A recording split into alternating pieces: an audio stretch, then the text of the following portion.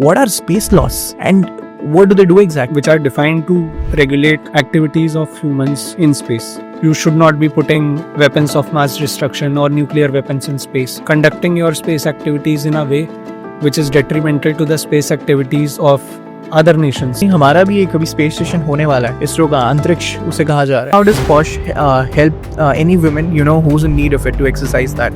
First of all, it defines what is sexual harassment. Women in today's day and age are a major contributor in development. Women should be feeling safe at workplace, should be given the necessary comfort. एक झलक दिखी हमें supreme court की. Lot of lawyers कितना कमा लेते हैं एक lawyer. Where there are huge sums involved, the lawyers are also entitled to. एक वीडियो देखा जिसमें the parking lot of Supreme Court almost looked like a premium or a luxury car parking. Judge साहब तारीख पे तारीख like how Sunny Deol plays it. What do you think? Does it happen? Just for the sake of entertainment. It is situated far away from what the reality. What do you think about some of the series like Mamla Legal Hai, or when we have like Shaurya, movies like Jolly LLB? You get to understand how biases take place. Can you give us an idea about ESOPs and equity? Fair legal means of compensating an employee. You are being given the chance to be a stakeholder in the growth of the organization. Eventually, after getting exit from ESOPs, turned a millionaire. These are the people who change the course of the nation on an almost everyday basis, directing the course of policy making of the company, which eventually shapes what's Dr. Bhimrao Ambedkar for you. So the societal struggles, the caste struggles that he faced, the discrimination that he faced, for the people of his community or who were having the similar struggles, played a great role in shaping the laws of the nation, the fundamental laws of the nation. ऊपर से भारत कैसा दिखता है आपको? जी मैं बगैर किसी झिझक के कह सकता हूँ कि सारे जहां से अच्छा.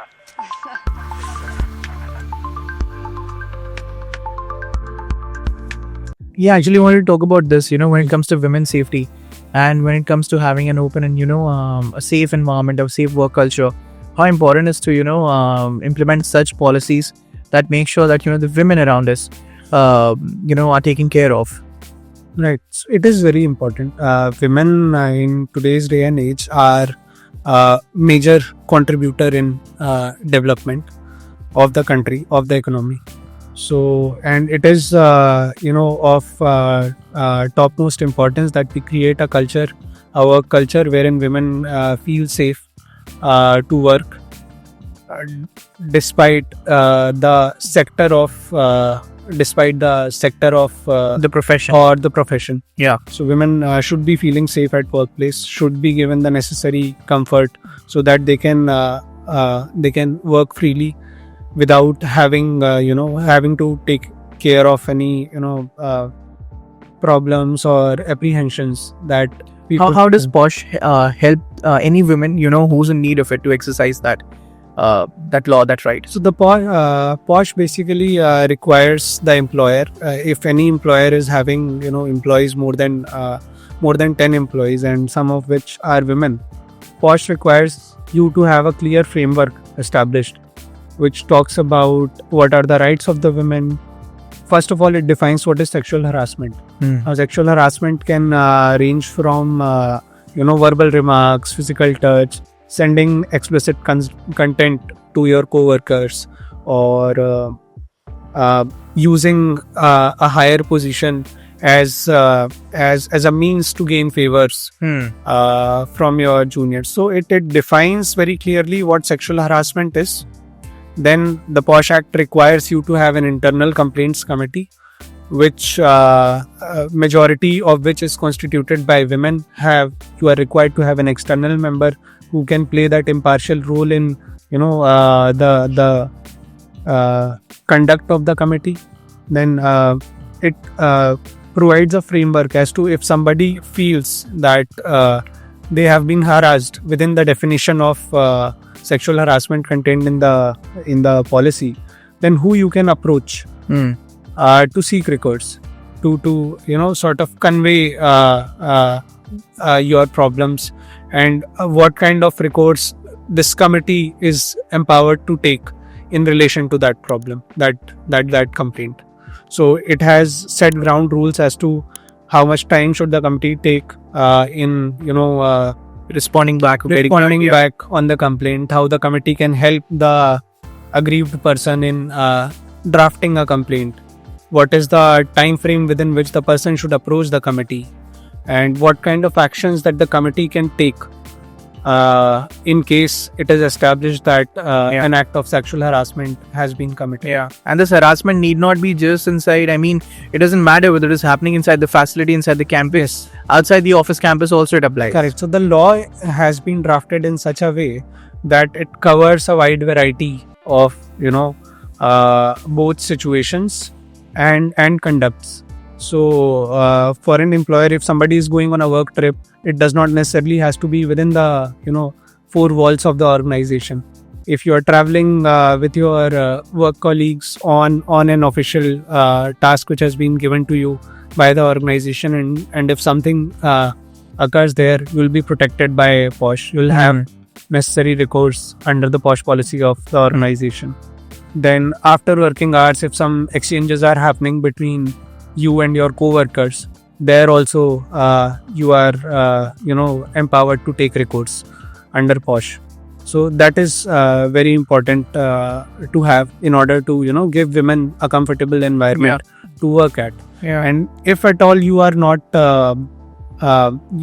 satisfied with the verdict of the internal complaints committee of the organization, then you of course have recourse under the law of the land. So you can approach the necessary courts to seek recourse for such an act. And I'm pretty sure this is not gender specific. I mean, as much as it does and it should protect women, the work environment and the work safety, I think it also protects the right of a male complainant in that case as well, if the complainant is male. Unfortunately, no. No. Okay. So this is just for the women. Yes, POSH has been specifically drafted for women. So for that reason, it covers the rights of a particular sex that is there, of course. But there are policies within the company. Then for males, there are different ways of seeking of taking recourse if they feel that they are being harassed or they're not being treated fairly. So for that we design our policies in such a way that we are accessible to anyone and everyone at any given point in time with their grievances, which which circle around their role at the workplace or ensuring a fair and equitable work environment for everyone irrespective of their gender. Got it. But there's no specific law just for the male counterparts right now. Okay, now let's quickly I want to understand, what about ESOPs and equity in the company? Whenever any employee is onboarded and they are promised, or they are given a certain ESOP in their CTC, or the benefits, the monetary benefits they are receiving. Can you give us an idea about ESOPs and equity? Okay. So ESOPs, the full form is employee stock options. ESOPs is also called as sweat equity, which is a way of compensating employees if they are working for you. Now, ESOPs, depending on the performance of the company as a whole, the values of the ESOPs grow. It is a fair legal means of compensating an employer or over and above the cash remuneration that an employee is getting, of course. And to understand ESOPs to give a very basic understanding, ESOPs are just equivalent to shares of the company. Stocks. Yeah. So you as an employee, if you are offered ESOPs, you are being given the chance to be a stakeholder in the growth of the organization.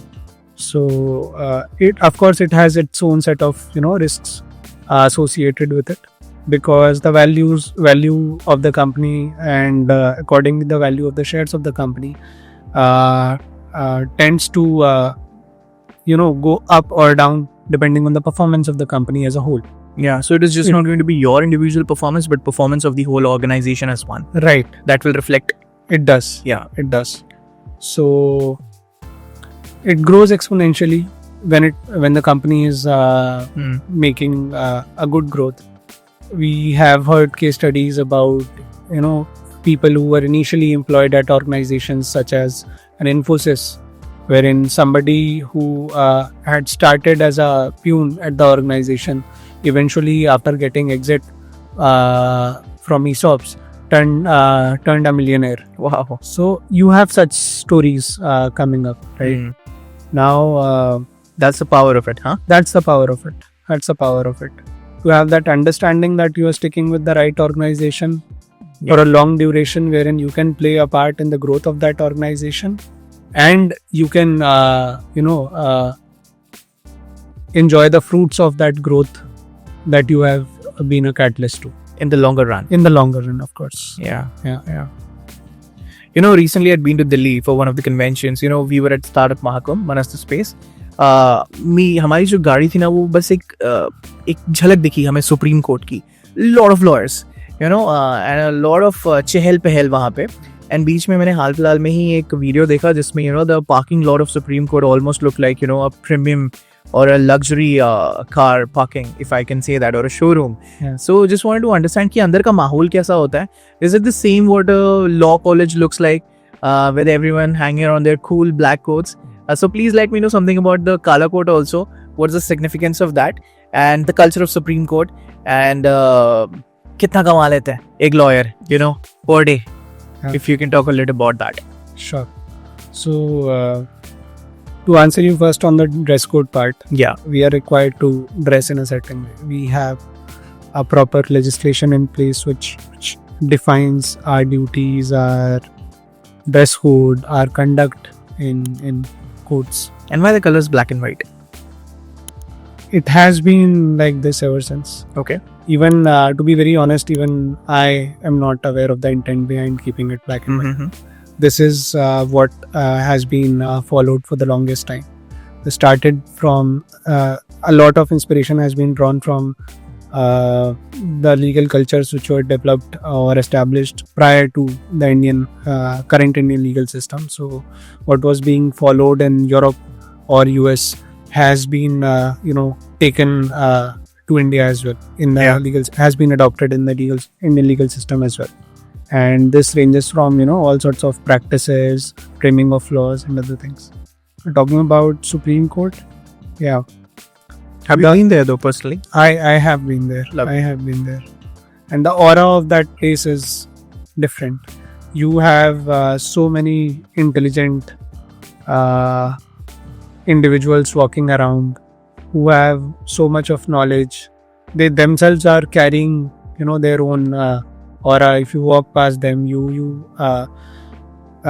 as a law student, you have read about the great arguments that they have made in court, in the transcripts of a particular case, and when you see that individual up front, you are just in awe of how they are conducting themselves or how they are representing their clients in courts. These are the people who change the course of the nation on an almost everyday basis. Yes, they do. They play a major role in shaping the legal thought, or they play a major role in directing the course of policy making of the company, which eventually shapes how the nation grows. So that is there. In terms of earnings, of course, this is a tough job. So people are entitled to earn money out of it as well. It differs from profession to profession. Of course, the earning differs in so it more or less depends on which field of law you are operating in. If you say operating in corporate law, there will be lots of money. There will be a lot of work. Why there will be a lot of money working in corporate law? Because corporates themselves make a lot of money. So they are capable of paying their lawyer those sums of money. And there are such huge sums involved, be it in a negotiation of a contract, or negotiating a deal or a merger or an acquisition, or making an initial public offering, all of which are complicated tasks undertaken by lawyers. Yeah. So where there are huge sums involved, the lawyers are also entitled to earn their share of money. Then there are litigating lawyers, people working on intellectual property, human rights, criminal law. So earnings differ from from what you're getting if you're practicing, say, at a district court or at a high court or at the Supreme Court. So all of this plays a role in deciding or defining the amount of money that you'll be making out of the profession. I'll not go into the exact figures. You don't want to put a number on it, basically. I do not want to put a number on it. Exactly, but you do understand one thing over here, that depending upon your merit, your talent, and your the foreground or the work that you have established, you get paid. The range is, I guess, as proportional to the work that you're producing for your clients. Correct. I guess. Correct. Yeah, but they do earn a lot. All right. Now I just want to quickly understand what are space laws. Anirudh, जब मुझे आज भी याद है, आपने मुझे कहा था कि कुछ space laws होते हैं ऊपर भी. I was blown for a second. I was like, यहाँ पर लॉ का, कानून का इतना मतलब एक जो नेटवर्क है उसको संभालना, उसको बनाए रखने में इतनी तकलीफें, इतनी परेशानी होती है. Lot of people are working on it like one body, constantly running like a machine, like an engine. What are space loss and what do they do exactly? Who are they protecting and who are they protecting against us or us against? Right. So space laws are a set of principles which are defined to regulate activities of humans in space. Humans. Yes. Okay. The civilization in space. By humans I mean so there are different sets of laws. The basic groundwork for space laws is laid down in United Nations treaties. It is a set of 5 treaties, majority of which are ratified by a lot of countries, including India. These treaties set a roadmap for regulating activities of human civilization or nation states, to be more precise, when they are venturing into space. Since a lot of countries have signed up for these obligations, it becomes important for them to regulate their own space activities or the activities of the private sector in accordance with the United Nations treaties. So the treaties of the United Nations lay down the basic groundwork for countries to establish their own domestic frameworks to regulate how they would act in space. Now, these, if I were to tell you the very basics of it, would be a fair peaceful use of space for scientific research and development. Okay. Which can contribute to the overall growth of humanity. Then or space kind or the space kind. Yeah. Now we can call ourselves that since we are so actively engaging with space. Yeah. Then there are rules around now this becomes fundamental to all other rules that come in those treaties. So if you were to have a peaceful venture into space, what all is not required? That you do not appropriate territories in space. You can't go up there and say claim this is claim that this is my piece of space and you can't enter in here. You should not be putting weapons of mass destruction or nuclear weapons in space, which is a threat to humanity and space in itself. You should not be conducting your space activities in a way which is detrimental to the space activities of other nations that are operating in space. So that is another one. Then there are principles circling around the sustainable use of space, which is very important, because if we as a civilization were to venture into space, and if we are thinking of goals which are not 5-10 years in the future but hundreds of years in the future, you would want it to grow sustainably in a way wherein geopolitical interests are not competing in space. Entities are able to operate in space in a manner which is harmonized, which is not affecting the operations of other space actors, and most importantly, a sustainable growth ensures a safe existence in space as well for all, and not just in space, for people back on Earth as well, because space is a major contributor to the life that we have on Earth, be it your satellite TVs, telecommunications, locating yourself in a new city with your Google Maps. Space is contributing towards everything, and to keep this going on, you need it to grow sustainably. Understood. So basically, the space business and the laws around it are making sure that there's no one bully which is kind of like just a monopoly कहते हैं वो ना हो यहाँ पे, and it kind of like gives a safe space for everyone to have a safe space in space. Right. The players who are already building and the ones who want to build it. Right. The fundamental framework that we have was designed during the Cold War era. Okay. And it was just Russia and the United States who were the major spacefaring nations. So a lot of motivation behind that drafting came from the situation that was at hand. At that point, we did not, people or the lawmakers did not envisage a space industry that it is today, with a lot of private sector participation. In a lot of countries, the private sector taking the lead in running space operations, both for civilian purposes as well as defense purposes.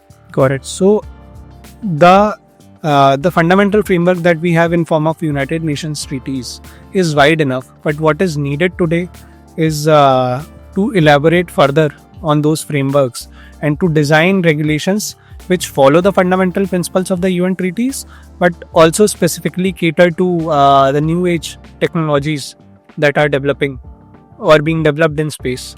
So law always plays this catch-up game with the society or the changes that are occurring in the society. So say nobody at that point in time would have envisaged a satellite constellation of thousands of satellites, or just going up in space at the border of the space and coming back for the sake of adventure. So what are the regulations that are required to ensure the safety of these people? What happens if this frequent travel to space poses a threat to aviation or an aircraft which is flying in air? Or maybe it's heavy on the economy. Yes, or on the economy. What if something falls back down on Earth? You have debris falling back on Earth. What happens in those situations? How law will regulate such situations? Who will be liable for the hands? How do you ensure that such kind of situations do not occur? So space law plays a role in providing clarity in all of such situations. Sounds really interesting. Yeah. And who's going to be the judge of this? In case of nation states, if you are a signatory to the UN treaties, only a state can be subject of international space law, right? So the states represent themselves before the International Court of Justice, which is the dispute resolution body at the helm of affairs for space laws. So if there was to be a dispute between two nation states for any reason whatsoever and has taken place in space or is related to space activities, then countries can take can go before the ICJ to seek relief in a particular situation, or to defend themselves, or to present their side, basically raise their hand. It has not happened yet because cooperation has been a major factor in space so far. As a community, you're saying? As a community. Not just as a national community, but global community. Global community. Yeah. Despite geopolitical differences, best efforts have been made for ensuring scientific collaboration, ensuring safety in space. Be it in relation to, sharing of space situational awareness data, informing the operators of space vehicles about the space situational awareness or their positioning, or if they are going to have a close approach to another space object, because these are operating at such high velocity that even the smallest of impact can have a very bad current cheating. Yeah. Yes. So there, and in terms of sharing just the information that you are gathering Yeah. in space, you would see, if I can make it very simple, you would go on the Instagram page of NASA, and NASA, they share the data that they are deriving from the telescopes that they have put, the Hubble telescope or the telescopes on the ground, which gives us knowledge about the formation of the universe, or how the galaxies which are light years away from us shaped up, right? So sharing that knowledge very openly. In private sector, if I were to give you an example, since the constellations came into picture, there were thousands of satellites in the lower Earth orbit revolving the Earth, right? Now this had an impact on the ground-based astronomy. So people who were studying the stars from the ground through their telescopes were finding it difficult to do so, because these satellites were reflecting light of the sun, or had certain reflectors which would create a sort of glaze for the ground telescope. Basically, it was congestion. Exactly, which was making it difficult for them to study stars from the ground up. Yeah. Right. Now, what when discussions started happening around this, then of course the company started making changes. They developed a certain anti-reflective coating for their satellites, and they had put more of such satellites in orbit in order to avoid that glare that was hampering the operations of a ground-based telescope. And after successfully implementing it, they made the technology available for public use, so others who are venturing into space can use the same and avoid facing these issues or creating these issues for astronomers around the world. Basically, That is one example of happen. Yes. Yeah. So that is one example of collaborating in space. A very small example though. ISS, the International Space Station, has been one major example of collaboration in space, wherein you had superpowers working on groundbreaking cutting edge technology while being in space, operating in the same environment and doing great research. Absolutely. And sharing it with humanity as a whole, so that everyone can benefit of it, irrespective of the of their capability to go into space, because that is still limited to a very few countries. Correct. And I think हमारा भी एक अभी space station होने वाला है, इसरो का अंतरिक्ष उसे कहा जा रहा है, right? So I think space regulations made this happen. As you're talking about this anti-reflecting coating of the satellites, so ये सारी जो चीज़ें जो issues create कर रही थी, जो space के कानून हैं, वो make sure करते हैं कि एक safe में भी space में भी एक safe space create हो सभी के लिए. Lovely. Lastly, just wanted to know, because of one person I genuinely believe, Dr. Bhimrao Ambedkar, we are sitting over here and we are talking about all these in a very safeguarded manner, in a very secure environment. So for you as a growing individual, studying the verdicts of law and getting yourself educated with the जिसे कलम कहते हैं हिंदी में कानून की, what's Dr. Bhimrao Ambedkar for you? If you were to just give his 5 personality traits that inspire you the most or makes you know of him, what separated him from everyone जो उनके पहले आए और हर वो इंसान जो शायद उनके बाद आएगा लेकिन शायद उन जैसा नहीं होगा? Okay, so of course मैं Dr. Bhimrao Ambedkar के बारे में मैं I knew about him from my school days, but I actually came to know him while being at law school, because I was able to actually read his works, his detailed legal works, and was able to go deep into the theories that he had propounded, or a certain way in which he wanted to act to ensure equitable rights in the society.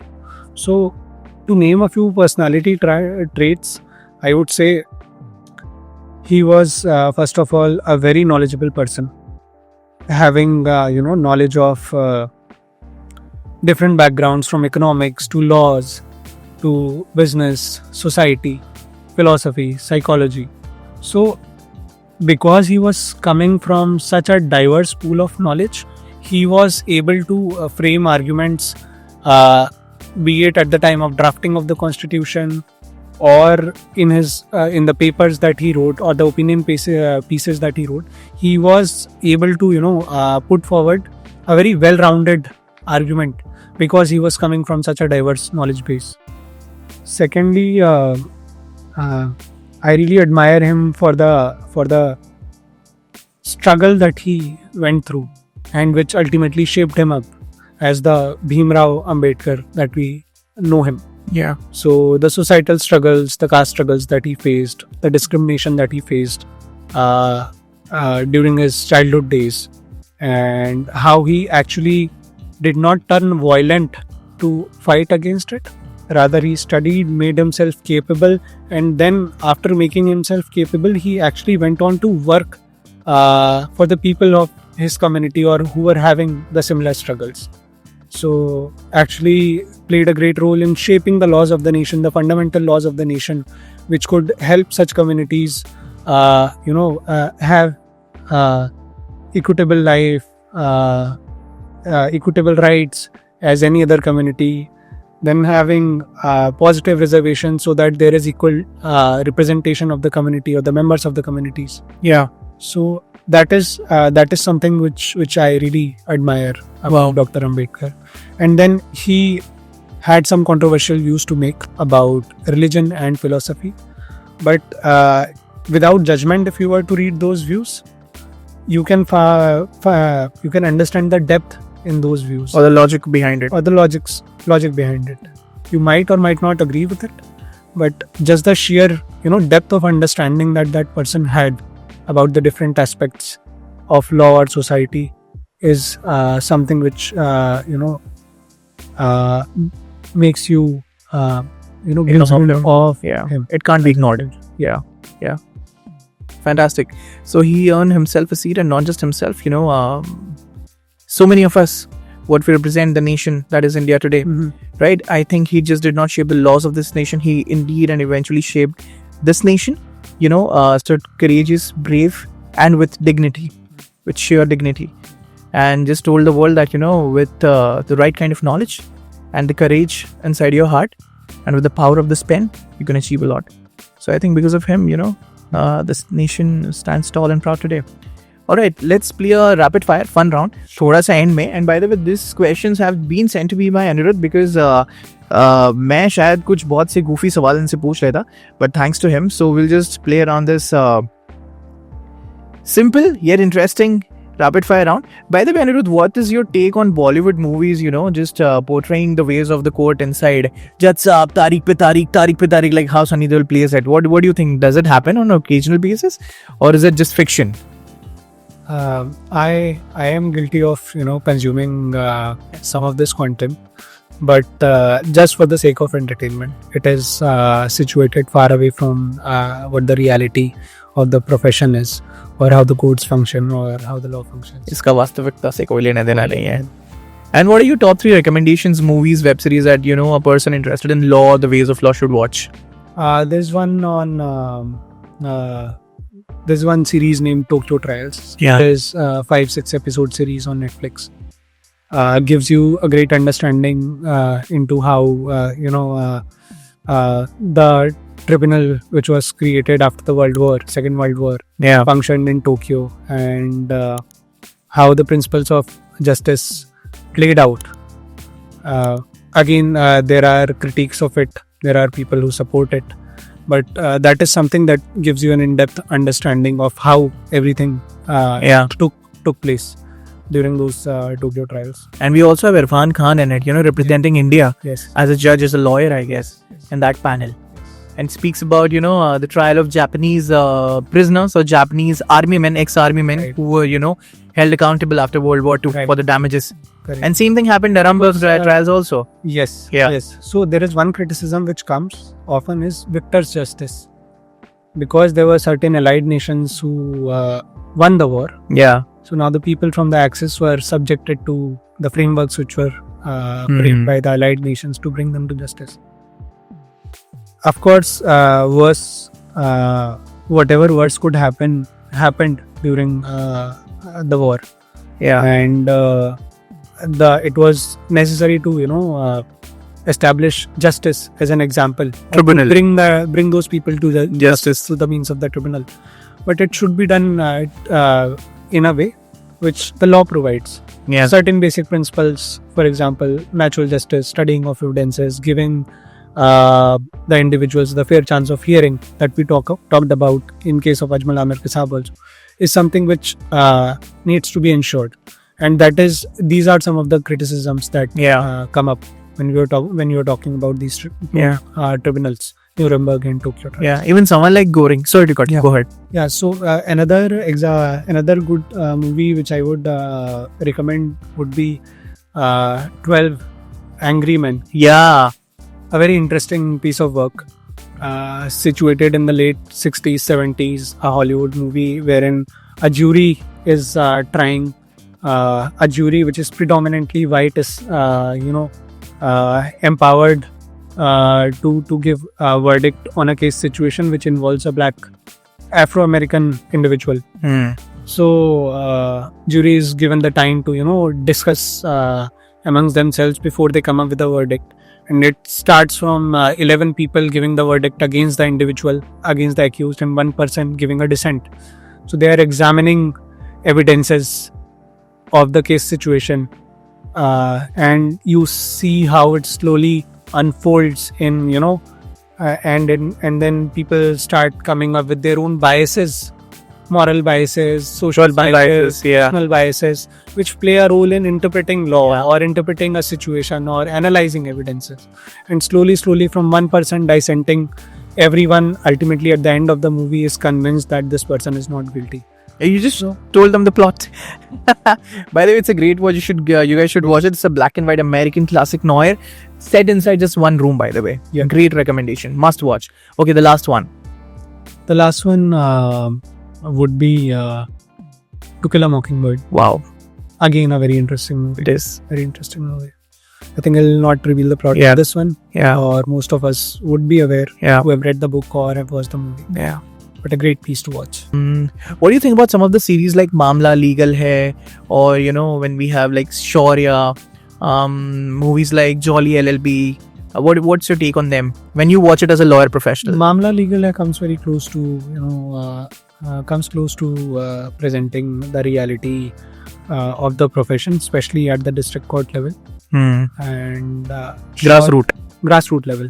Yes, it comes very close. They have done a great effort in portraying the profession and the peoples of the profession. But again, you can't skip the fact that the initial intention is to make it for entertainment purposes. So it has its own set of drawbacks. Got it. Right. Same goes for Shaurya, which seems to have become a cult classic these days. Brigadier Pratap Singh.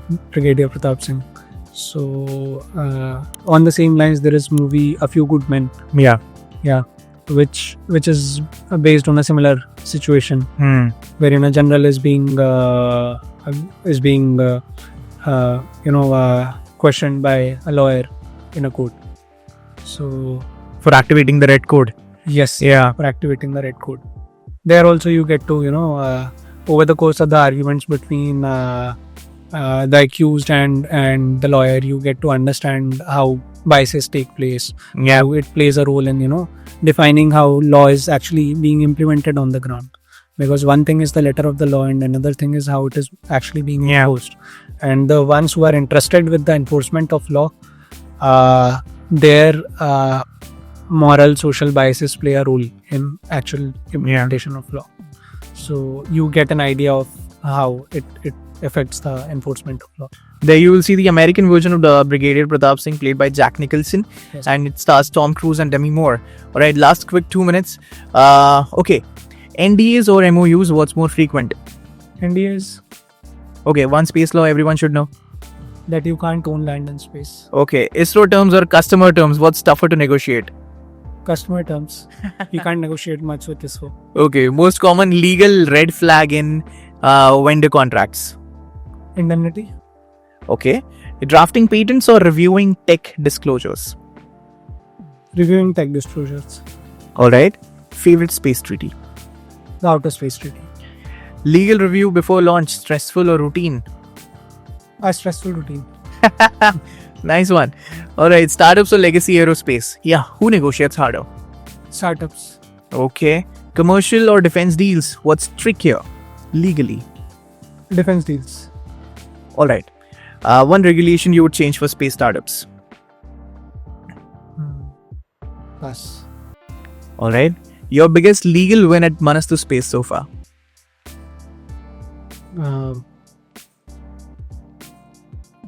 To have been able to lead the investment round of Manastu, the first institutional round of Manastu, was a big legal win.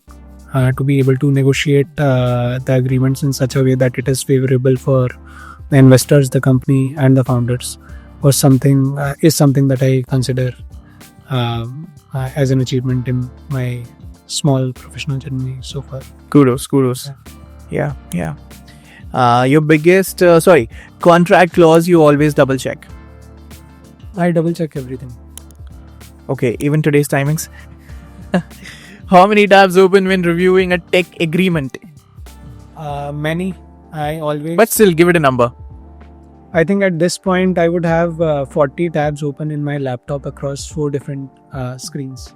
Okay. So, Export control 14. You just said 14. 40. Wow, 40. Okay, let's not go there. Do you speak Ingenia? I have started to. Being in a space tech company, being surrounded by engineers all the time, I've started. Even I have started to. It's kind of like खरबूजे को देख के खरबूजा रंग बदलता है.